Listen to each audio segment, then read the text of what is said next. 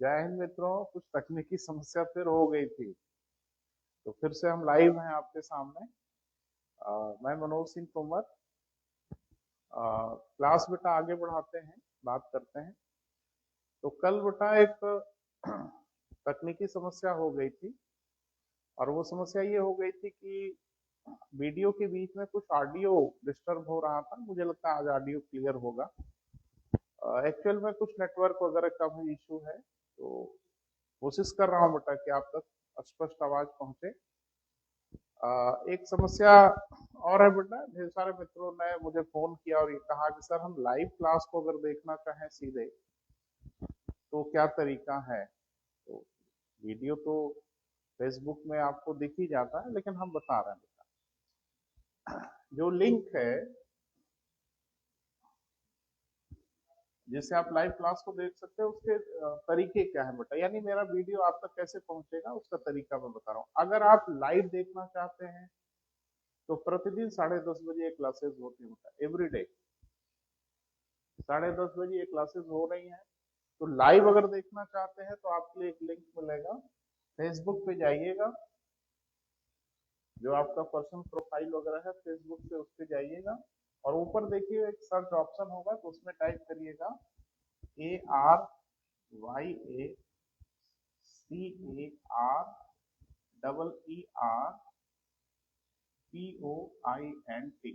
तो एक पेज खुल जाएगा जो मेरे इंस्टीट्यूट का पेज है, और उस पेज पे आपको नोटिफिकेशन लाइक कर लीजिएगा तो नोटिफिकेशन भी मिलता रहेगा। बाय द वे, अगर ये 10:30 बजे आप इसको अटेंड नहीं कर पाते हैं, आपका लेक्चर मिस हो जाता है, तो फिर एक लिंक ये है कि यूट्यूब पे चले जाइए।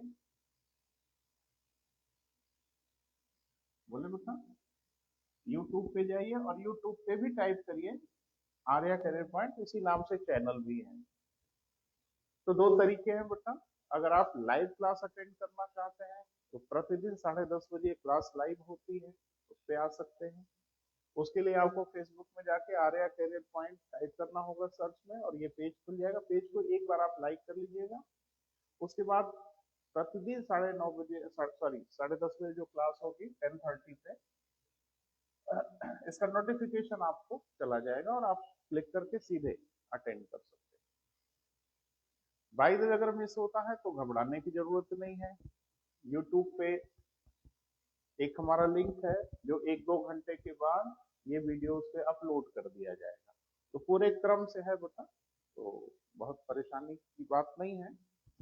बस आप अपना उत्साह दिखाते रहिए बेटा। Complete GS, specially civil services के लिए, मुख्य रूप से पीसीएस के लिए कंप्लीट जीएस का प्रोग्राम हम देंगे। लेकिन मैं देख रहा हूँ ढेर सारे चैनल्स पे मैराथन क्लास और ये क्लास वो क्लास, ये कोई मैराथन दौड़ नहीं हो रही है। सिविल सर्विसेज की जो प्रिपरेशन है वह बेटा पूरी तरह से एक लंबी प्रक्रिया है। There is no shortcut. बच्चे के बड़े होने जैसा है, आपके खाना खाने जैसा है। एक ही दिन में आपको हम महीने भर का खाना नहीं खिला सकते, ना आप खा सकते हैं। तो पढ़ाई पार्शियली ही होनी चाहिए बेटा, धीरे धीरे होनी चाहिए। मेरे घर का बच्चा हो, बिल गेट्स के घर का बच्चा हो, वो बढ़ेगा समान गति से। हाँ, उनके घर का बच्चा हेल्दी हो सकता है, मेरे घर का बच्चा हेल्दी नहीं हो सकता, ये तो चलेगा। लेकिन बच्चे की ग्रोथ तो दोनों जगह बराबर होगी। तो ध्यान रखना, ग्रोथ जल्दी करने के चक्कर में आप परेशान हो जाएंगे बेटा। हम लोग के पास इतना कैलिबर है कि एक दिन में पूरी ज्योग्राफी पढ़ा दें, हम तो पढ़ा देंगे, आपका क्या होगा। तो धीरे धीरे चीजों को ग्रहण करिए और उसको अध्ययन करिए, समझने की कोशिश करिए, क्रम से आगे बढ़िए। तो ध्यान रखिएगा बेटा, कंप्लीट जनरल स्टडी का हम प्रोग्राम देंगे। अभी हमने एक सेगमेंट शुरू किया है ज्योग्राफी, बिल्कुल इनिशियल लेवल पे है, प्रारंभिक चरण में है। सारे टॉपिक पे हम चर्चा करेंगे, बस अपना उत्साह बनाए रखिएगा। देखो ये क्लास बेटा बिल्कुल निःशुल्क हम दे रहे हैं, आपसे कोई शुल्क नहीं लिया जा रहा है। हम लोग ऑफलाइन में बात करते हैं तो वहां शुल्क लेते हैं, इंस्टीट्यूट चल रहा है, कोई परेशानी नहीं। आप अगर फीस देना चाहें तो आपकी फीस सिर्फ एक है कि ज्यादा से ज्यादा लाइक करिए, ज्यादा से ज्यादा शेयर करिए, यही आपके लिए शुल्क है बेटा। ये अगर आप मदद कर सकते हैं तो हम आपको लेक्चर उपलब्ध कराते रहेंगे, और ये प्रक्रिया लंबी होगी।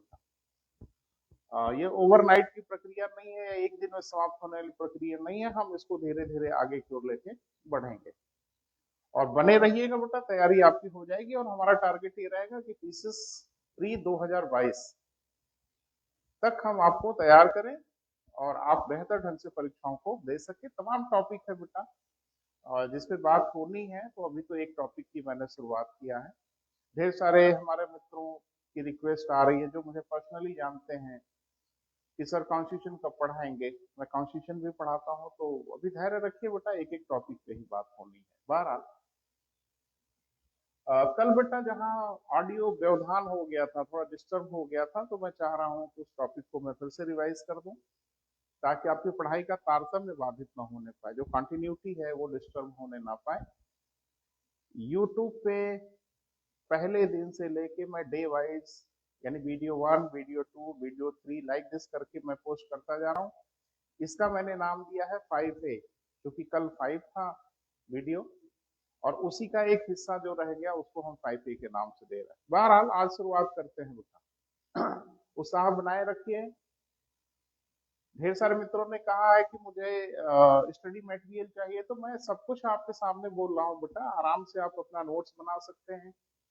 और बाय द वे अगर स्टडी मटेरियल की आवश्यकता होगी तो मैं देखता हूँ कि आपको कैसे उपलब्ध करा सकते हैं, उस पर भी मैं विचार करूंगा। बहरहाल अभी तो बेटा विषय वस्तु को समझने का प्रयास करिए। कल हम लोग बात कर रहे थे, बड़ा गंभीर विषय था, और कोई ऐसी परीक्षा नहीं है बेटा जिसमें इस सेगमेंट से क्वेश्चन नहीं आता। वो चाहे डायरेक्ट आए चाहे इनडायरेक्ट आए, क्वेश्चन जरूर आता है। हम अभी आपको दिखाते हैं कैसे क्वेश्चन पूछे जाते हैं। तो टॉपिक हम लोग का था बेटा प्लेनेटरी मोशन, जिसको हम लोग कहते हैं ग्रहों की गति।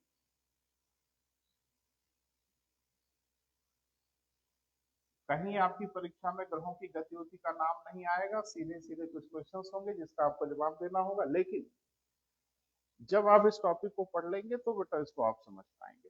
तो थोड़ा सा पीछे चलिए, 21वीं सदी में हम लोग हैं, थोड़ा पीछे चलिए।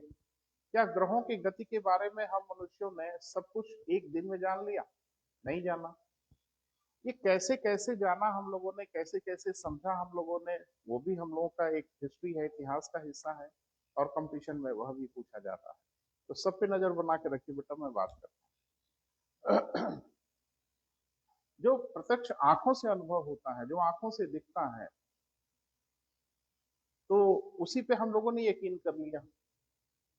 और बाद में ये मालूम चला कि कभी कभी आंखों से जो दिखता है वो हकीकत नहीं होता, वो सत्य नहीं होता। तो थोड़ा उसको समझना है बेटा। एक्चुअल में आंखों से ये दिखता है कि सूर्य प्रतिदिन पूरब से पश्चिम की ओर जा रहा होता है। तो प्रत्यक्ष आंखों से जो अनुभव होता है, उस आधार पर तो हम बता ही सकते हैं कि सूर्य ही पृथ्वी का चक्कर लगा रहा है। ये कोई भी व्यक्ति जो थोड़ी बहुत समझ रखता है वो बता सकता है। तो शुरू में जो सिद्धांत आए, यानी ग्रहों की गति के बारे में, उस सिद्धांत में माना गया कि पृथ्वी केंद्र में है। कौन बेटा? पृथ्वी। तो जाहिर सी बात है उस सिद्धांत को एक नाम दिया गया होगा, जियो सेंट्रिक थ्योरी। जाहिर सी बात है ये पुरानी एक थ्योरी थी, कॉन्सेप्ट था, जिसमें ये माना गया कि पृथ्वी केंद्र में है। और बड़ी मजेदार बात है बेटा, और बड़ी आश्चर्यजनक बात है कि जिस जमाने में जियोसेंट्रिक थ्योरी दी गई, उस दिन शायद ब्रह्मांड को भी नहीं समझा गया। क्योंकि जियोसेंट्रिक थ्योरी में यह कहा गया कि पृथ्वी सौरमंडल के केंद्र में नहीं है, पृथ्वी ब्रह्मांड के केंद्र में है। और मुझे लगता है शायद ब्रह्मांड का अनुमान ही नहीं था कि ब्रह्मांड में बिलियंस ऑफ गैलेक्सी हैं, हर गैलेक्सी में मिलियंस ऑफ स्टार हैं। सूर्य हमारा इसी एक तरह का स्टार है, और ग्रहों की तो कोई बात ही क्या करनी है। खैर, पहली बार जो आंखों से दिखा उसके आधार बताने की कोशिश किया, उस थ्योरी का नाम था, क्या होता है, जियोसेंट्रिक थ्योरी। 4th BC में, 4वीं शताब्दी BC में इस पे थोड़ा सा प्रयास किया गया, इसके बारे में कुछ बोला जाए। और जाहिर सी बात है वो वैज्ञानिक कम और फिलोसफर ज्यादा थे, दार्शनिक लोग ज्यादा थे, उन लोगों ने बताया, स्पेशली प्लेटो और अरस्तु वगैरह ने इस पे कुछ बात करने की कोशिश किया, ईसा से पूर्व,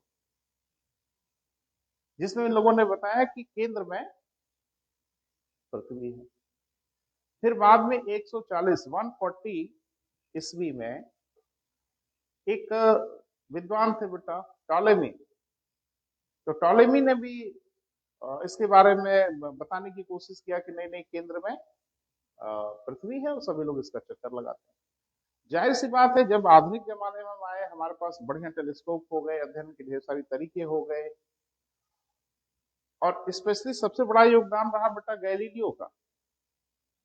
गैलीलियो ने पहली बार एक बेहतरीन टेलीस्कोप बना दिया, और जब टेलीस्कोप बना दिया तो हम उनकी चाल का अध्ययन करने लगे, हम उनको थोड़ा डिटेल में देखने लगे, और फिर कहते हैं ना कि फाइनल काम कर दिया कैप्लर ने।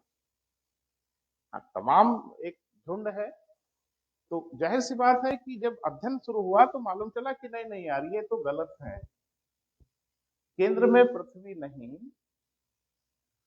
केंद्र में सूर्य है। तो नया सिद्धांत आ गया बेटा, जिसको नाम दिया गया हेलियोसेंट्रिक थ्योरी। हाँ, इसमें माना गया भूकेंद्रीय सिद्धांत, और इसको कहा गया सौर केंद्रित सिद्धांत, यानी सूर्य केंद्र में है। आज के डेट में यही सिद्धांत स्वीकार है। अब ये सब कैसे गड़बड़ हो गया बेटा, थोड़ा उसको समझना है। अगर आज हेलियोसेंट्रिक थ्योरी नहीं होती, सपोज करिए जियोसेंट्रिक थ्योरी ही होती, यानी जिसमें पृथ्वी को केंद्र में माना गया, तो हमको तो प्रत्यक्ष आंख से दिखता भी है कि हाँ भाई ये सिद्धांत सही है, क्योंकि सूर्य पूर्व से पश्चिम की ओर जा रहा है, आंख से दिख ही रहा है, सूर्य ही लग रहा है, पृथ्वी का चक्कर लगा रहा है। लेकिन बाद में ये मालूम चला बेटा कि जो गतियां हैं, मोशन है, उसमें एक गति होती है जिसको हम लोग कहते हैं आभासी गति, वर्चुअल मोशन, और यह गति वास्तविक गति नहीं होती, वास्तविक का आभास कराती है। कल मैंने आपको बताया था कि जब आप ट्रेन और बस से यात्रा करते हैं तो पेड़ पीछे भागते हुए दिखते हैं, ये भ्रम होने लगता है कि पेड़ पीछे भाग रहा है, पेड़ पीछे नहीं भागता। तो पेड़ पीछे भागता हुआ जो दिख रहा है ना बेटा, वो आभासी गति है, तो वास्तविक गति नहीं है। वास्तविक गति तो ये है कि आपकी ट्रेन बस ही आगे की ओर जा रही है। तो ये तो कंफर्म हो गया कि आभासी गति के विपरीत ही वास्तविक गति होती है। तो सूर्य जो पूरब से पश्चिम की ओर जा रहा है, वास्तविक गति नहीं है बेटा, सूर्य तो अपने स्थान पे रुका हुआ है। पृथ्वी ही पश्चिम से पूरब की ओर घूम रही है, तो सूर्य की आभासी गति पूरब से पश्चिम की ओर जाती हुई दिख रही है। इसको पहली बार समझ लिया कॉपरनिकस ने। तो सबसे पहले किसने समझा बेटा? निकोलस कॉपरनिकस ने 1543 में। और इन्होंने बताया, लेकिन जाहिर सी बात है उस जमाने में इनसे भी त्रुटि हो गई। उन्होंने कहा कि केंद्र में पृथ्वी नहीं, केंद्र में सूर्य है, लेकिन इन्होंने भी उसको ब्रह्मांड का केंद्र मान लिया। लेकिन सत्य को पकड़ लिया बेटा कि केंद्र में पृथ्वी नहीं है, सूर्य पृथ्वी का चक्कर नहीं लगाता, वरन केंद्र में सूर्य है, पृथ्वी सूर्य का चक्कर लगाती है। और पृथ्वी ही नहीं, पूरे यूनिवर्स में जितने भी तारे स्टार्स वगैरह हैं, सब सूर्य का चक्कर लगाते। जो ब्लंडर हो गया, तो आप कह सकते हैं कि आधा हिस्सा तो उन्होंने ठीक कर लिया और आधा हिस्सा उनका गलत हो गया। फिर बाद में कुछ वैज्ञानिक आए, जिसमें एक बहुत बड़ा नाम था हर्शल का। हर्शल ने पहचान लिया कि हमारा जो सौर परिवार है वो एक पर्टिकुलर गैलेक्सी में है, एक आकाश गंगा में है, और ऐसी बहुत ढेर सारी आकाश गंगाएं हैं। क्लियर है बेटा? तो हर्शल ने पकड़ लिया, ट्रैप कर लिया चीजों को, और फिर कैपलर ने तो फाइनल कर दिया, और वो आज तक सही है। थोड़ा कैपलर को बेटा पढ़ना होगा विस्तार से, कल यही हमारा ऑडियो डिस्टर्ब हुआ था, इसको थोड़ा हम डिटेल में देखते हैं। तो कैपलर ने ग्रहों की गति का नियम दिया, और ये लंबी अवधि में दिया, मैंने कोई ओवरनाइट का मामला नहीं था। अध्ययन करते गए, समझते गए, और फिर उन्होंने ग्रहों की गति का सिद्धांत दिया। ध्यान रखिएगा बेटा, लाइव को भी शेयर करते रहिए, इसको मत भूलिएगा, यही आपकी फीस है। तो शेयर करिए और लाइक करिए। अगर कुछ जिज्ञासा होगी तो कमेंट करिएगा, हम जवाब जरूर देंगे। जवाब देने में थोड़ा सा घंटे 1.5 घंटे का विलंब हो सकता है कुछ व्यस्तताओं के कारण, लेकिन मैं आपको रिस्पॉन्स जरूर करूंगा। कंपटीशन में, प्रतियोगी परीक्षा से संबंधित कोई भी जिज्ञासा हो बेटा बिल्कुल पूछिए। पिछले 20 सालों से आपके लिए मैं लगा हूं, और कंपटीशन में झंडे गाड़ने के बाद, बहुत कुछ करने के बाद फिर आपके बीच में आया हूं आपसे बात करने के लिए। तो जीवन भर का जो भी अनुभव है बेटा सब आपको निःशुल्क देंगे, इसमें कोई शक शुबहा नहीं है। और इतना तो अनुभव है ही है बेटा कि आपकी नैया उस पार जरूर निकाल देंगे। बस थोड़ा सा पेशेंस रखिए, धैर्य रखिए, क्योंकि ये सब चीजें ओवरनाइट की नहीं है बेटा, रात भर का मामला नहीं है, लंबी प्रक्रिया होती है। तो थोड़ा सा पेशेंस रखिएगा। 12, तो हम लोग बात करेंगे बेटा केपलर के ग्रहों की गति के नियम। ग्रहों के गति के नियम। आप कहेंगे सर मैंने तो नहीं देखा किसी कंपटीशन में केपलर के ग्रहों की गति का नियम पूछते। हाँ, पूछेगा भी नहीं।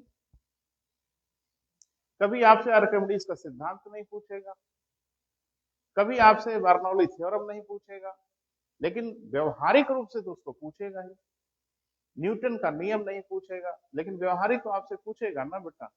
तो ध्यान रखिएगा, जब सिद्धांत पता होगा तो हम व्यवहार को बहुत अच्छे से कर लेंगे। मेरी बात समझने की कोशिश करिए। केपलर का नियम नहीं पूछेगा बेटा, लेकिन केपलर के नियम से जो व्यवहारिक अनुप्रयोग होगा वह आपसे जरूर पूछेगा। तो थोड़ा सा बेटा इस पे हम बात कर लेते हैं आपसे। निश्चिंत रहिए, सब कुछ क्लियर होगा, सब कुछ आपको समझ में आएगा, और आश्चर्यचकित हो जाएंगे आप कि हम बचपन से पढ़ रहे हैं और उस डायमेंशन में हमें नजर नहीं डाला। और मैंने बार बार आपसे कहा था कि विशेष चीजें नहीं पढ़नी है, विशेष ढंग से पढ़ना है। बस यही सफलता का मूल मंत्र है।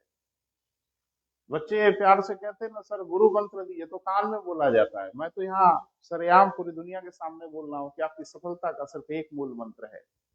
बेसिक चीजों को गलत मत करिए। मुश्किल चीजें अगर गलत होती हैं तो कोई परेशानी आपको नहीं होगी, और किसी कंपटीशन में इतने क्वेश्चन आते हैं कि आप उस पार निकल जाएंगे। हाँ, Guinness book of world record बनाना हो तो बात अलग है। 150 क्वेश्चन में सर 150 करके अगर आईएएस नहीं बने तो फिर बेकार है ऐसा आईएएस बनना। तो बधाई हो आपको, आप 150 जीएस के क्वेश्चन में, पीसीएस में 150 करके आइएगा। पीसीएस के 150 क्वेश्चन में कोई 150 करके आज तक आया है? तो जाहिर सी बात है, पेपर इसीलिए बनाए जाते हैं बेटा कि कोई 150 क्वेश्चन या पूरे के पूरे क्वेश्चन करके ना आ पाए। आप भी नहीं करके आएंगे, लेकिन ये तो जिद है नहीं। जिद तो ये है कि हम कंपटीशन में सफल हो जाएं, जो हमारे डिजायर्ड पोस्ट हो वो हमको पोस्ट मिल जाए, बात खत्म। और फिर नौकरी करने के बाद कौन पढ़ता है यार। तो आपकी पढ़ाई एक माध्यम है बेटा, एक मीन्स है, इंड नहीं है। इंड क्या है? एक टारगेटेड कॉम्पिटिटिव एग्जामिनेशन जिसको आप क्रैक करें। जैसे आपको कहीं जाना हो तो जाना आपके लिए लक्ष्य है, बस तो माध्यम होता है ना बेटा। पढ़ाई आपके लिए बस जैसी भूमिका में है, मैंने उस पर सवार होना है, अपने टारगेट को अचीव कर लेना है, ठीक है। और उससे उतना लगाव रखना है जितनी उसकी आवश्यकता है। बहरहाल, तो केपलर के ग्रहों के नियम पे बात करते हैं बेटा, और थोड़ा दूसरे नजरिए से देखने की कोशिश करते हैं। प्रतियोगी परीक्षाओं में ये कैसे महत्वपूर्ण हो सकता है उस डायमेंशन में देखना है। सॉरी। तो थोड़ा सा बात करते हैं। मैं नियमों की चर्चा करूंगा, लेकिन नियमों की चर्चा के साथ नियमों की व्याख्या ज्यादा जरूरी है। केपलर ने जो अपना पहला नियम दिया उस पर हम चर्चा करने से पहले आपसे क्वेश्चन पूछ लेते हैं, तब आप समझ पाएंगे केपलर के नियम का महत्व क्या है। कोई ग्रह सूर्य के चारों ओर निम्न में से किस प्रकार की कक्षा में चक्कर लगाता है? ए वृत्ताकार, बी गोलाकार, सी पैराबोला, डी इनमें से कोई नहीं। तो सारे मित्र इसी में परेशान हो जाएंगे। तो जरा सा आप पढ़िएगा कंटेंट और देखिएगा किस तरह के क्वेश्चन को हम टैकल कर पाएंगे। तो केपलर ने पहले नियम में जो कहा उसी से इसका उत्तर मिल जाता है। केपलर ने कहा कि प्रत्येक ग्रह सूर्य के चारों ओर दीर्घ वृत्ताकार कक्षा में चक्कर लगाते हैं, इलेप्टिकल ऑर्बिट में चक्कर लगाते हैं, यानी सर्कुलर ऑर्बिट में चक्कर नहीं लगाते। यानी अगर ये सूर्य है, कोई ग्रह एकदम से सर्कुलर ऑर्बिट में चक्कर नहीं लगाता। क्लियर है बेटा? कोई ग्रह सूर्य के चारों ओर जो चक्कर लगाता है उसकी ऑर्बिट कैसी होती है बेटा? एलिप्टिकल। अब एलिप्टिकल कैसा होता है, दीर्घवृत्त कैसा होता है, थोड़ा उसको देख लीजिए, समझ लीजिए, क्योंकि सारी कहानी यही छुपी हुई है। दीर्घवृत्त कुछ इस तरह की आकृति को कहते हैं। दीर्घवृत्त में दो एक्सिस होती है, दो अक्ष होता है। वृत्त में आप देखेंगे कि किसी को एक्सिस मान सकते हैं, कहीं कोई परेशानी नहीं, क्योंकि सबकी लंबाई एक बराबर होती है। जबकि दीर्घवृत्त में ऐसा नहीं होता। दीर्घवृत्त में दो एक्सिस होती है, ये और एक ये, और आंख से दिख रहा है कि दोनों एक्सिस की लंबाई एक बराबर नहीं होती। क्लियर है बेटा?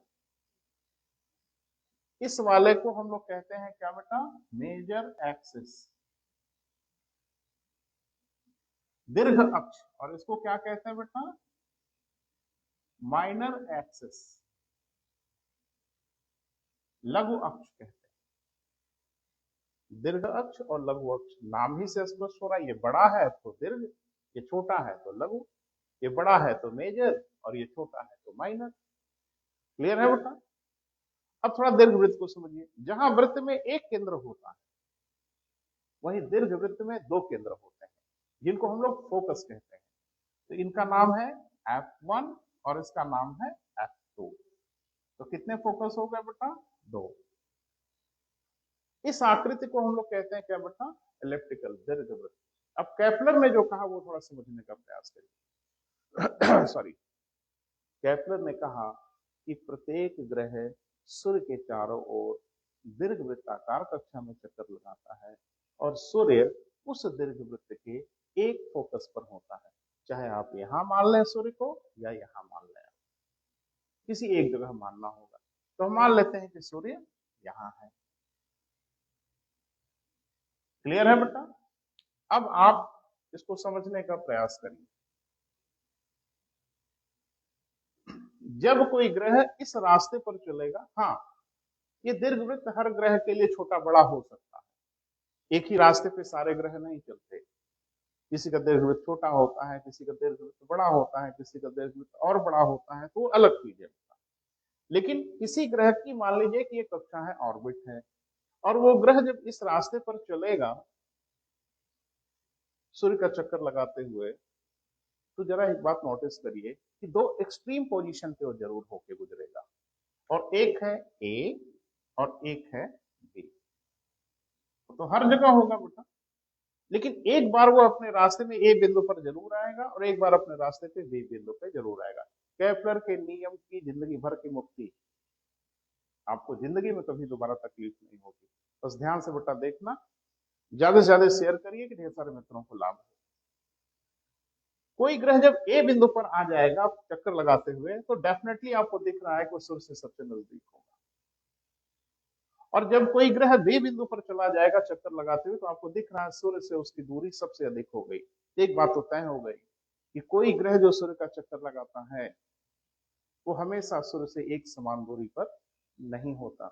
कभी तो उसकी दूरी सबसे कम हो जाती है और कभी तो उसकी दूरी सबसे अधिक हो जाती है। ज्योग्राफी में इन दो पोजीशन को एक विशेष नाम से जाना जाता है, और ये नाम सीधे सीधे आपसे पूछे जाते हैं। उस नाम को जरा सुन लें बेटा। एक को हम लोग क्या कहते हैं बेटा? पेरीहेलियन। क्या कहते हैं बेटा? पेरीहेलियन। ये पोजीशन कौन वाली है? जब कोई ग्रह सूर्य के सबसे नजदीक हो जाए। हिंदी में इसे उपसौर्य, क्या कहते हैं बेटा? उपसौर्य या उपसौरिका भी कहा जाता है। तो जैसे बोला जाएगा कि पेरीहेलियन का क्या मतलब है, तुरंत क्लिक कर जाना चाहिए दिमाग में कि जब कोई ग्रह सूर्य के सबसे करीब वाली पोजीशन पे पहुंच जाएगा तो उस पोजीशन को क्या बोला जाता है बेटा? पेरीहेलियन। सीधे पूछेगा कि पेरीहेलियन क्या है। वहीं जब कोई ग्रह सूर्य से सर्वाधिक दूरी पर चला आता है तो ज्योग्राफी में इसे अपहेलियन कहा जाता है। हिंदी में बाइलिंगुअल बेटा आपसे बात कर रहा हूं ताकि किसी भी भाषा वाले बच्चे को तकलीफ ना हो। इसको कहते हैं अपसौर्य या अपसौरिका। क्लियर हुआ? जब कोई ग्रह सूर्य के सबसे पास होगा तो पेरिहेलियन, जब कोई ग्रह सूर्य से सबसे सर्वाधिक दूरी पर होगा तो अपहेलियन। यानी इतना तो तय हो गया बेटा कि कोई ग्रह जब सूर्य का चक्कर लगाता है तो एक समान दूरी पर नहीं होता। पिछले लेक्चर्स में जब मैं एयू की चर्चा कर रहा था, एस्ट्रोनॉमिकल यूनिट की चर्चा कर रहा था, खगोलीय इकाई की चर्चा कर रहा था, तो मैंने कहा था कि पृथ्वी से सूर्य के बीच की दूरी 15 करोड़ किलोमीटर है। बच्चे घबरा जाते हैं कि फिर जब दूरी एक रहती ही नहीं तो कहां से दूरी बता दिया। ये औसत दूरी है, ध्यान से सुनिएगा, मैंने शब्द प्रयोग किया कि एवरेज डिस्टेंस है। इस दूरी से और इस दूरी को जोड़ के 2 से डिवाइड कर देते हैं, वो एवरेज डिस्टेंस होता है। कोई ग्रह सूर्य के सामने एक बराबर दूरी पर जब होता ही नहीं तो उस ग्रह से सूर्य की दूरी आप कैसे बता सकते हो? आप ध्यान रखिएगा। पृथ्वी की बात करते हैं। पृथ्वी भी जब इस तरह की कक्षा पे चक्कर लगाती होगी तो कभी ना कभी तो ए पोजीशन पे आती होगी और कभी न कभी बी पोजीशन पे आती होगी, और पूरे इसी एक चक्कर को हम लोग वर्ष कहते हैं। एक वर्ष में पूरा एक चक्कर पूरा कर लेते हैं, क्योंकि हम मनुष्य पृथ्वी का कैलेंडर बना के बैठे हैं। महीना है, तारीखें हैं, फिक्स है। शुक्र का कैलेंडर तो मैंने नहीं देखा आज तक, आप देखे हो तो बताइएगा कमेंट में या बृहस्पति ग्रह का कैलेंडर नहीं, तो हम धरती का कैलेंडर बनाए हैं ना बेटा। धरती की तारीखें फिक्स हैं, इसलिए धरती पूछा जा सकता है, तारीख आपको बताई जा सकती है। पृथ्वी इस पोजीशन पे होती है बेटा 3 जनवरी को, यानी 3 जनवरी को पृथ्वी सूर्य के सबसे करीब होती है, सबसे पास होती है। और डेफिनेटली एक बात तो तय है कि जब पृथ्वी या कोई ग्रह सूर्य से सबसे पास होगा तो उस दिन उसको सबसे ज्यादा एनर्जी या सूर्यताप की प्राप्ति होगी। तो ध्यान रखिएगा, इसका भी जवाब है 3 जनवरी को पृथ्वी सर्वाधिक सूर्यताप की प्राप्ति करती है, सबसे अधिक गर्म होती है, 7% अधिक सूर्यताप प्राप्त करती है। एवरेज जो सूर्यताप मिलता है उसे 7% ज्यादा मिल जाता है। क्लियर है? वहीं जब कोई ग्रह सूर्य से सर्वाधिक दूरी पर होगा तो पृथ्वी भी सर्वाधिक दूरी पर होगी। पृथ्वी के लिए यह तारीख है बेटा 4 जुलाई, यानी 4 जुलाई को पृथ्वी सूर्य से सर्वाधिक दूरी पर। यकीन नहीं होता बेटा हम लोगों को, लगता है 3 जनवरी को ही दूर होती होगी क्योंकि ठंड पड़ती है। तो ठंड आपके यहाँ पड़ती है तो पूरी दुनिया में थोड़ी पड़ती है। 3 जनवरी को ऑस्ट्रेलिया वालों से पूछिए क्या हाल चाल है, भीषण गर्मी होती है। तो ये पूरी धरती का मामला है ना बेटा, खाली उत्तर प्रदेश का या भारत का तो मामला नहीं है ना भैया, इसको जरा समझने की कोशिश करिए। तो पेरीहेलियन पोजीशन में पृथ्वी कब होती है बेटा? 3 जनवरी को। अपहेलियन की पोजीशन में कब होती है? 4 जुलाई को। That's clear. तो केपलर के पहले नियम से कुछ बातें स्पष्ट हुई।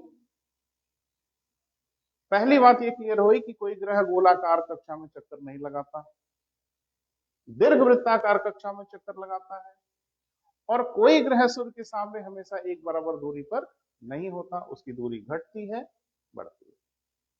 सबसे कम दूरी पर जब होता है तो पेरीहेलियन, और सबसे अधिक दूरी पर जब होता है तो अपहेलियन। क्लियर है बेटा? एक टर्म और आपसे पूछा जाता है, वो टर्म है एफ साइड रेखा। F side line. पिछले 30 वर्षों से कंपटीशन का अनुभव है बेटा, सतर्क रहिएगा, जो चीजें बोला जा रहा है उस पर फोकस किए रहिएगा, तो विजेता बन के लौटेंगे। घबराने की जरूरत नहीं है। और कंपटीशन इतना दूर भी नहीं है जितना लोग बताते हैं। ये बड़ी कोचिंग वाले और ढेर सारे बड़े बड़े नाम वो जानबूझ के कंपटीशन को ऐसा क्रिएट करने की कोशिश करते हैं कि आप डर जाएं। सब कुछ कर लेंगे बेटा, धैर्य रखिए, पेशेंस रखिए, घबराने की जरूरत नहीं है। और एक दिन परीक्षा दे के आइएगा ना बेटा, उस दिन आप इन चीजों की वैल्यू को समझेंगे और अप्रिशिएट करेंगे। बहरहाल एक शब्द है बेटा जिसको हम लोग क्या कहते हैं? F side line, F side रेखा। ये क्या होती है? सीधे पूछता है कि एफ साइड रेखा क्या है। हिंदी इंग्लिश में इसका यही नाम है बेटा, लाइन को रेखा कह देंगे। एफ साइड रेखा या एफ साइड लाइन, ये क्या है जरा समझने की कोशिश करिए। किसी भी ग्रह के लिए एफ साइड रेखा होगी, पृथ्वी के लिए भी होगी, सभी के लिए होगी। उसको जरा ध्यान से सुनिए। किसी ग्रह की उपसौर्य और अपसौर्य, यानी पेरीहेलियन और अपहेलियन वाले स्थानों को मिलाने वाली एक काल्पनिक रेखा जो सूर्य के केंद्र से होकर गुजरे, यानी दिस लाइन। और ये लाइन क्या है बेटा? इस दीर्घवृत्त का दीर्घ अक्ष है, मेजर एक्सिस है, शुरू में आपको बताया। तो अब कैसे परिभाषित करेंगे बेटा, एफसाइड रेखा क्या है? उपसौर्य और अपसौर्य वाले स्थानों को मिलाने वाली रेखा, या पेरीहेलियन या अपहेलियन वाले स्थानों को मिलाने वाली रेखा ही कहलाती एफसाइड लाइन, और ये रेखा वास्तव में इस दीर्घवृत्त का दीर्घ अक्ष ही होता है। अब विकल्प में जो जो दे दे के पूछेंगे आप जवाब दीजिएगा। तो केपलर के पहले नियम से कुछ बातें समझ में आई, नियम रटने की जरूरत नहीं है, फीलिंग होनी चाहिए, आपको एहसास होना चाहिए वो क्या कह रहे हैं। क्लियर है? तो बहुत कुछ कह दिया केपलर ने। पहला नियम क्लियर हुआ। पहले नियम में क्या कहा? प्रत्येक ग्रह सूर्य के चारों ओर दीर्घवृत्ताकार कक्षा में चक्कर लगाते हैं और सूर्य उस दीर्घवृत्त के एक फोकस पर होता है, और इससे बड़ी कहानी आपको निकल के आती है। क्लियर है बेटा? और बार बार पीसेस में जाके देखिए ना, बार बार आपसे पूछा गया है कि क्या कोई ग्रह सूर्य के बराबर एक दूरी पर होता है, या अगर नहीं होता तो फिर बवाल है ना बेटा कि सबसे कम दूरी पर कब होता है और सबसे ज्यादा दूरी पर कब होता है। दोनों का जवाब है। किसी अन्य ग्रह की तारीख नहीं बताई जा सकती, इसलिए पृथ्वी का पूछता है। पृथ्वी पेरीहेलियन की दशा में कब होता है, पृथ्वी उपसौर की दशा में कब होती है, या पृथ्वी सूर्य से सबसे पास कब होती है। हर प्रश्न का मतलब एक ही है और जवाब एक है, 3 जनवरी। क्लियर हुआ बेटा? ये केपलर का पहला नियम। अब आते हैं बेटा केपलर का दूसरा नियम। अब ये देखते हैं कि केपलर के ये हिस्सा बेटा आपका ऑडियो गड़बड़ हो गया था, तो मैं इसको फिर से रिवाइज कर दे रहा हूं ताकि आपको तकलीफ ना हो। तो दूसरा नियम क्या है, यानी केपलर का जो सेकंड लॉ है वो क्या है बेटा? तो सुनिए, और सुनने के से ज्यादा जरूरी है महसूस करिए। केपलर का दूसरा नियम यह है कि प्रत्येक ग्रह की क्षेत्रीय चाल नियत होती है, कांस्टेंट होती है। क्लियर है बेटा? प्रत्येक ग्रह की क्षेत्रीय चाल नियत होती है। अब इसका क्या मतलब है, इसकी क्या मीनिंग है? तो मैं आसान भाषा में इसकी मीनिंग बताता हूं और फिर बोर्ड पे आपको एक्सप्लेन करके दिखाता हूं। आसान भाषा में इसकी मीनिंग यह है बेटा कि कोई ग्रह जो सूर्य के चारों ओर चक्कर लगाता है, तो उसमें केपलर ये कहा कि समान समय में समान क्षेत्रफल का निर्माण करती है उस अपने रास्ते पर। अब इसका क्या मतलब, ये तो और कॉम्प्लिकेटेड हो गया, तो थोड़ा सा उसको समझते हैं और आप क्लियर कर लेंगे। और ध्यान से देखिएगा बेटा, यही सारा खजाना छुपा हुआ है। केपलर ने कहा कि ग्रह को सूर्य से मिलाने वाली रेखा पूरे कक्षा भर में कभी भी आप देखेंगे तो ग्रह को सूर्य से मिलाने वाली रेखा समान समय में समान क्षेत्रफल बनाएगी। क्लियर है? इसी को हम लोग क्या कहते हैं बेटा? क्षेत्रीय चाल। तो रेखीय चाल तो पढ़ा है, वृत्तीय चाल भी पढ़ा है, लेकिन ये क्षेत्रीय चाल केपलर ने पैदा कर दिया, तो थोड़ा उसको देखते हैं। तो फिर से बेटा उसी डायग्राम पे आते हैं और ध्यान से देखने की कोशिश करिएगा। सूर्य यहां है। अब जरा सा देखिए कि मान लीजिए कोई ग्रह यहां है, सपोज करें, वो कहीं से आप चेक कर सकते हैं, हर जगह ये सही होगा, क्योंकि केपलर ने क्या कहा? ग्रह को सूर्य से मिलाने वाली रेखा समान समय में समान क्षेत्रफल का निर्माण करती है पूरे रास्ते भर में, कभी भी कहीं भी, बस समय समान होना चाहिए। तो हम एक जगह से चेक करते हैं बेटा, शुरुआत करते हैं। सपोज करें ये ग्रह को सूर्य से मिलाने वाली रेखा यही ना होगी बेटा। अब हम जरा नोटिस करते हैं कि 2 दिन में ग्रह कहां गया, चक्कर लगा रहा है। क्लियर हो रहा है बेटा? तो मान लेते हैं कि हम 2 दिन का आंकड़ा लेते हैं, 2 डेज में जाहिर सी बात है ग्रह वहीं रुका तो नहीं रहेगा, कुछ आगे चला आएगा। अब ये रेखा कहां चली आई है? अब जरा गौर से देखें कि 2 दिन में इस रेखा ने कितना बड़ा क्षेत्रफल बनाया, और वो एरिया है दिस। ग्रह को सूर्य से मिलाने वाली रेखा इतना बड़ा क्षेत्रफल बनाई। हाँ, अपनी कक्षा में कितना चली वो अलग चीज है, तो कक्षा में तो इतना ही चली ना बेटा, लेकिन उसने क्षेत्रफल इतना बड़ा बना दिया। अब केपलर ये कह रहे हैं कि इस पूरे रास्ते में जहां से चाहे वहां से चेक कर लें, किसी भी 2 दिन में वो इतना ही बड़ा क्षेत्रफल का निर्माण कर लेगी। चलो अब थोड़ा एक जगह और पकड़ते हैं और चेक करते हैं केपलर सही है कि नहीं। अब हमने ग्रह को यहां पकड़ा, रेखा ये हो गई, क्लियर है। अब केपलर ये कह रहे हैं कि 2 दिन के बाद इस ग्रह को ऐसी जगह पे चले जाना चाहिए ये रेखा इतना बड़ा क्षेत्रफल का निर्माण कर ले। अब एक बात मुझे बताइए कि 2 दिन में कक्षा में तो इतना ही चला, अगर हम कक्षा में इतना चल दें तो ग्रह यहां आ जाता है सपोज करें, तो आपको लग रहा है कि ये क्षेत्रफल और ये क्षेत्रफल बराबर है? बिल्कुल नहीं, वो तो आंख से देख के ही लग रहा है। इसका क्या मतलब है? इसका ये मतलब है बेटा कि इतना बड़ा क्षेत्रफल बनाने के लिए इस ग्रह को कक्षा में ज्यादा चलना पड़ेगा। तो शायद वो यहां आए तो ये दोनों क्षेत्रफल बराबर होगा। कितने दिन में बेटा? 2 डेज। कुछ क्लियर हो रहा है? ये दोनों क्षेत्रफल बराबर होगा। अब जरा सा नोटिस करिए कि क्षेत्रफल तो ठीक है बराबर हो गया, लेकिन कक्षा में कितना चला 2 दिन में वो जरा देखना है। यहाँ 2 दिन में इतना चला और यहाँ 2 दिन में इतना चला, मुझे लगता है उसका 2-3 गुना चला। तो कुछ बात समझ में आ रही है, और इसको समझ ही लें तो भलाई है। और यहाँ बेटा घुस घुस के क्वेश्चन पूछा जाता है, सीधे नहीं प्रैक्टिकल। तो थोड़ा समझने की कोशिश करते, मैं क्वेश्चन से भी समझाऊंगा, क्वेश्चन भी आपके सामने प्रस्तुत करूंगा एक दो। एक बात तय हो गई कि अपनी ऑर्बिट में जब कक्षा में कोई ग्रह चक्कर लगाता है तो उसकी चाल एक समान नहीं होती। चाल अगर एक समान होती तो 2 दिन में जितना चला इस 2 दिन में उतना ही चलना चाहिए था, जबकि आप देख रहे हैं इस 2 दिन में ये इसका 3 गुना चला कक्षा में ऑर्बिट में। तो इतना तो समझ में आ ही जाता है कि उतने ही समय में अगर आप ज्यादा दूरी तय कर लेते इसका मतलब आपने स्पीड बढ़ा दिया। कुछ क्लियर हो रहा है बेटा? स्पष्टता अब दिख रही है, धुंध छट रही है? हाँ बिल्कुल।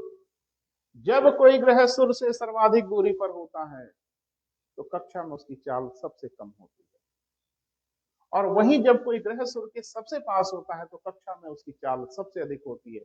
एक बात और तय हो गई कि कोई ग्रह एक समान चाल से सूर्य का चक्कर नहीं लगाता। क्लियर हो गया? और यहां घेरते हैं आपको, निम्न में से क्या क्या सत्य है? सूर्य से उसकी दूरी बराबर रहती है, कक्षा में उसकी चाल नियत रहती है, सब फर्जी है, सब गलत है। क्लियर है बेटा? अब जरा सा देखिए, ये वो रेखा है जिसको हमने कहा था एफ साइड रेखा, और यही वो बिंदु ए था और यही वो बिंदु बी था। और अभी थोड़ी देर पहले आपने पढ़ा कि ए बिंदु पर जब होगा तो सूर्य से सर्वाधिक कम दूरी पर होगा।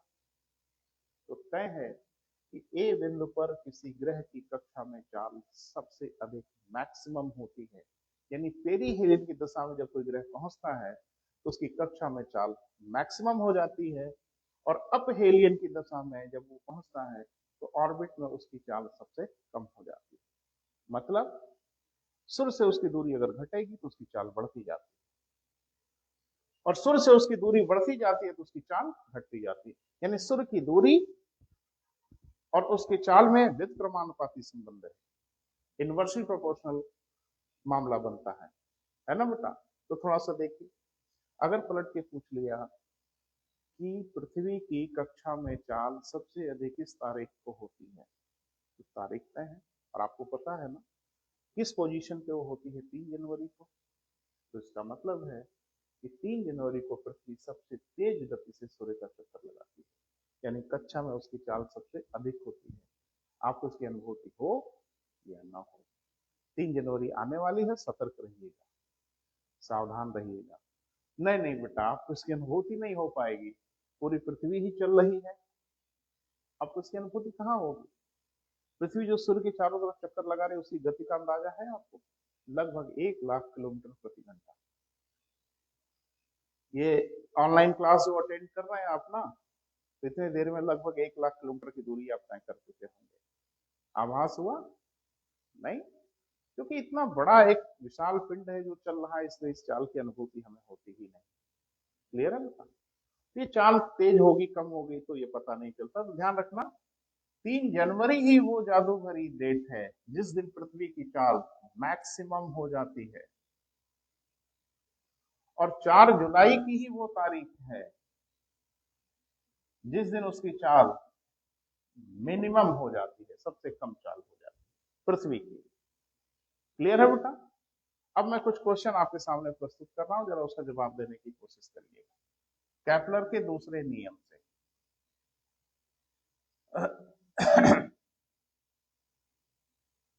अच्छा लगेगा बेटा तो शेयर जरूर करिएगा, लाइक करिएगा।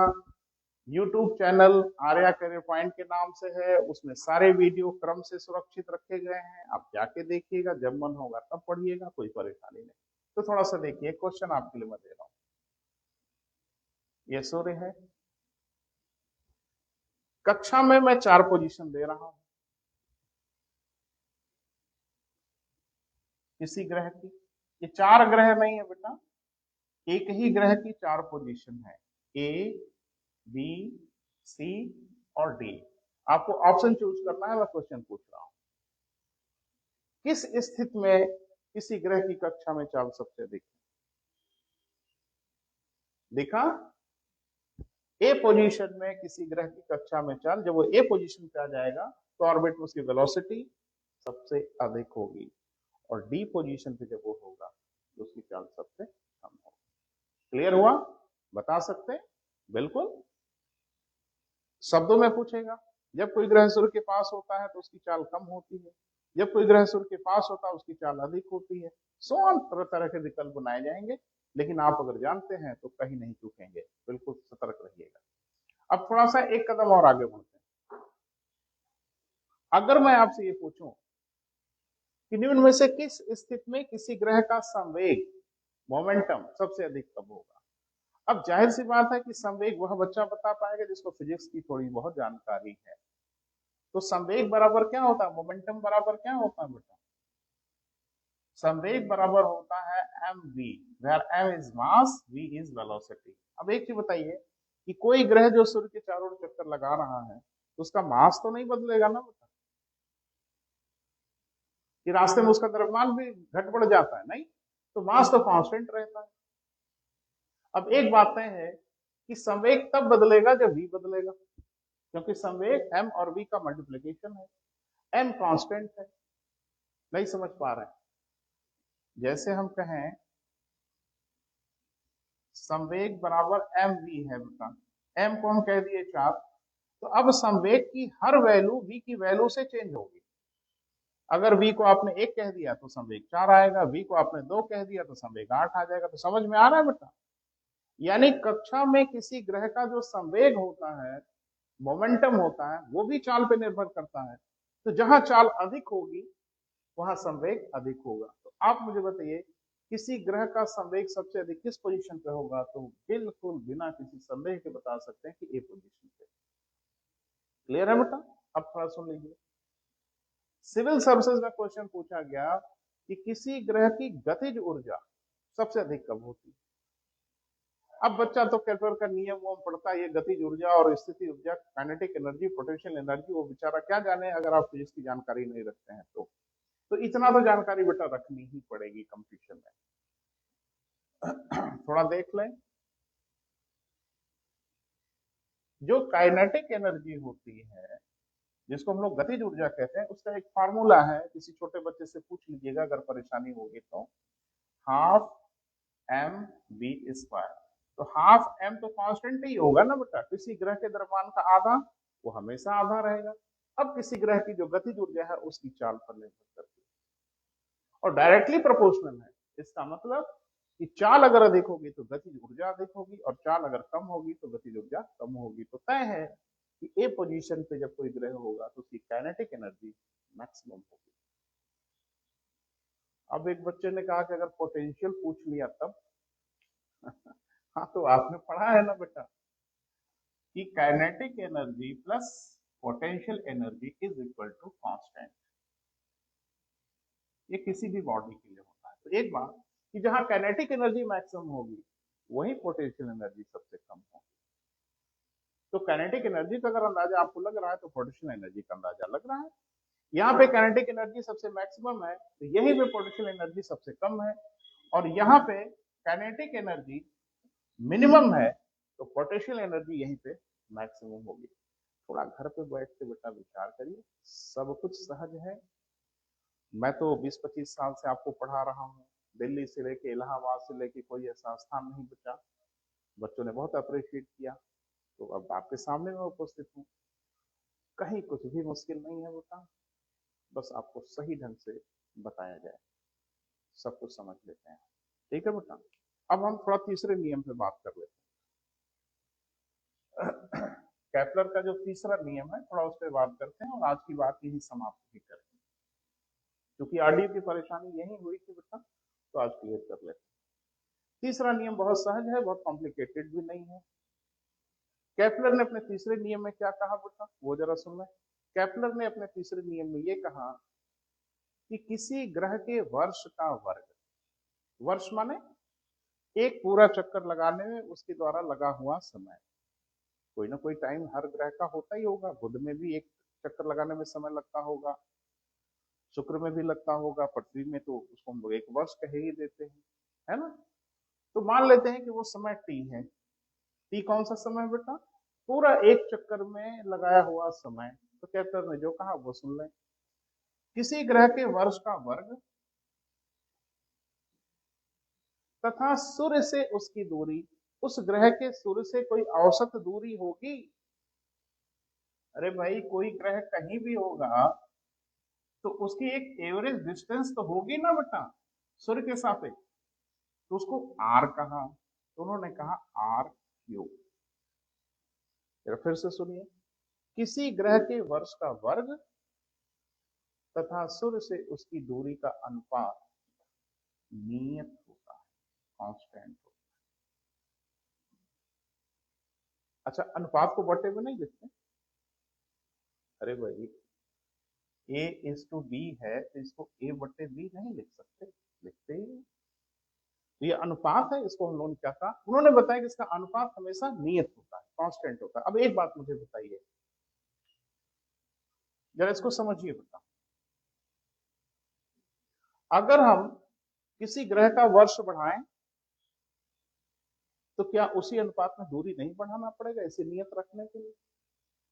क्योंकि खाली वर्ष बढ़ाओगे और दूरी नहीं बढ़ाओगे तो कांस्टेंट बिगड़ जाएगा। जैसे अगर आपसे हम कहें कि 100/2, ये कितना आया बेटा, 50। इस 50 को अगर कांस्टेंट रखना है, बदलने ना पाए, तो अगर आप 100 बढ़ाओगे तो इधर की संख्या भी बढ़ानी होगी। यानी अगर आपने इसे 200 किया तो इसे आपको 4 करना पड़ेगा, तभी ना 50 आएगा कांस्टेंट। तो इसका अनुपात कांस्टेंट तभी होगा कि टी बढ़ेगा तो आर भी उसी अनुपात में बढ़ेगा, या आर बढ़ेगा तो टी भी उसी अनुपात में बढ़ेगा। कुछ पल्ले पड़ा, थोड़ा वैज्ञानिक हो गया। नहीं, मैं कोशिश करूंगा बेटा कि जो मुश्किल चीजें हैं वो भी सहज भाषा में बताई जाए, तो बहुत सहज दिख रहा है। इसका मतलब कि जो ग्रह सूर्य के पास होगा, यानी जिसका आर कम होगा, उसका टी भी कम होगा। जो ग्रह सूर्य के सबसे करीब होगा उसका वर्ष छोटा होगा, और जो ग्रह सूर्य से दूरी बढ़ाता जाएगा उसका वर्ष भी उसी अनुपात में बड़ा होता चला जाएगा। तो सूर्य से ग्रहों की दूरी का आइडिया है ना, बुध, शुक्र, पृथ्वी, मंगल, बृहस्पति, शनि, अरुण, वरुण, ये सूर्य से बढ़ती हुई दूरी पे हैं, तो इनका बढ़ता हुआ वर्ष का क्रम भी है। पलट के पूछेगा कि बृहस्पति, शनि, वरुण, मंगल में वर्ष छोटा किसका है, वर्ष बड़ा किसका है? तो रटने की थोड़ी जरूरत है, जिसकी दूरी सूर्य से करीब है उसका वर्ष छोटा है, और जिसकी दूरी सूर्य से अधिक है उसका वर्ष बड़ा है। ये था बेटा केपलर का तीसरा नियम। और केपलर ने कुल 3 ही नियम दिया था, तो मैं अपनी तरफ से जोड़ के का नियम नहीं बता सकता बेटा। That's clear. तो कल यही समस्या हुई थी, तो मैंने कोशिश किया, और आप लोगों का स्नेह बना रहे बेटा, लगाव बना रहे। बहुत ढेर सारे मित्र हैं जो चेहरे से परिचित नहीं है, लेकिन उनसे लगाव उत्पन्न हो गया है, आपसे भी लगाव उत्पन्न हो गया है। मैं निरंतर मदद करूंगा बेटा, करता ही रहूंगा, और कोशिश करूंगा कि एक भी दिन क्लास आपकी बाधित ना हो। तो ढेर सारा धन्यवाद बेटा आपको। लेकिन मेरी रिक्वेस्ट ध्यान से सुनिएगा, आर्या कैरियर पॉइंट फेसबुक के पेज पे जाइएगा, पेज को लाइक करिएगा। जैसे हम लाइव होंगे नोटिफिकेशन आप तक पहुंच जाएगा। क्लियर है? अगर लाइव क्लास देखना है तो, और नहीं आप बाद में अपने फुर्सत के समय देखना चाहते हैं तो भी उसका एक विकल्प है। अगले 15-20 मिनट में ये वीडियो यूट्यूब पे मैं लोड कर दूंगा। यूट्यूब का चैनल है आर्या कैरियर पॉइंट, बस यूट्यूब सर्च में जाके ये टाइप करिएगा, आपको मेरा चैनल मिलेगा और सारे क्रम से वीडियो मिल जाएंगे। थैंक यू बेटा, थैंक यू।